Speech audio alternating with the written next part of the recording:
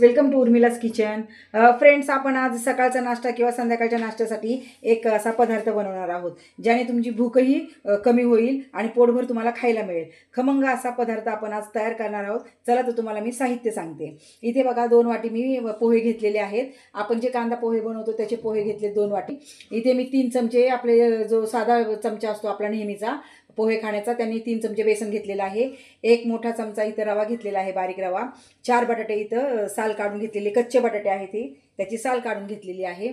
आणि आपल्याला त्याच्यामध्ये टाकण्यासाठी इथे थोडीशी कोथिंबीर घेतलेली, हिरवी मिरची घेतलेली आहे, 1 टोमॅटो कापून घेतलेला आहे बारीक, 1 कांदा बारीक चिरून घेतलेला आहे. आणि आता आपल्याला त्याच्यामध्ये टाकण्यासाठी जिरे लागणार आहेत, मीठ लागणार आहे चवीपुरतं, धना पावडर लागणार आहे आणि गरम मसाला आणि हळद लागणार आहे. चला आता आपण रेसिपीला सुरुवात करूया.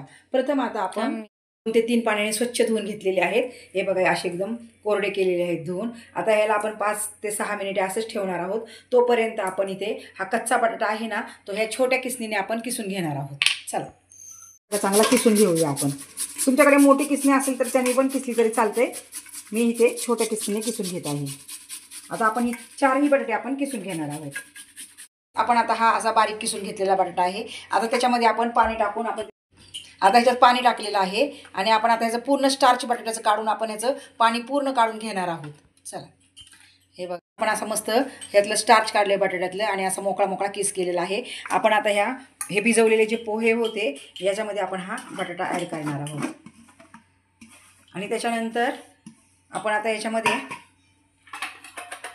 हिरवी मिरची चवीनुसार घ्या, कांदा, कोथिंबीर, हा टोमॅटो हे टाकलेलं आहे. त्याच्यानंतर रवा टाकला आहे आणि थोडंसं बेसन टाकणार आहोत आपण. त्याच्यानंतर चवीनुसार मीठ,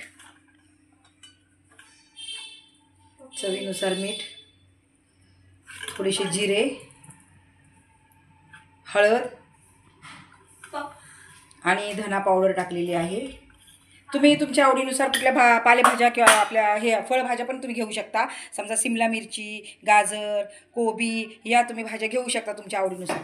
तर बघा मी आता हे सगळं एकदम मिक्स करणार आहे. मिक्स केलेलं आहे. त्याच्यात आपण थोडंसं 1 ते 2 थेंब आपण लिंबू टाकणार आहोत.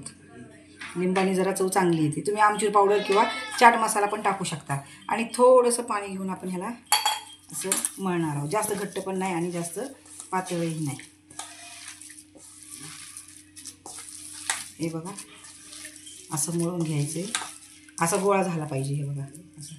आता हे आपलं तयार आहे. आपण आता इकडे पॅन ठेवलेला आहे.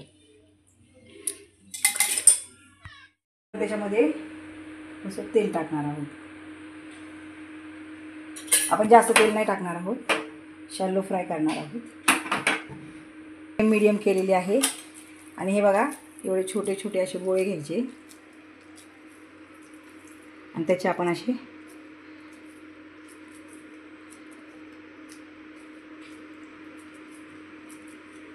कटलेट केल्यासारखे करायचे आणि इथे ठेवायचे. 2 भाग करून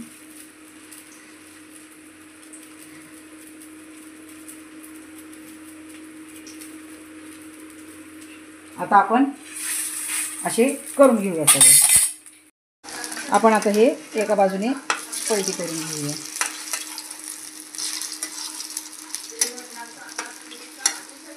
आता परत आपण याला 5 मिनिटे असं शेकून घेणार आहोत.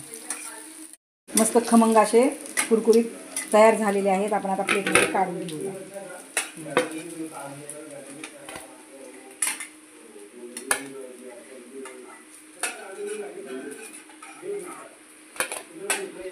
फ्रेंड्स, फायनली आपले पोह्यांचे कटलेट एकदम सुंदर असे खुसखुशीत झालेले आहेत.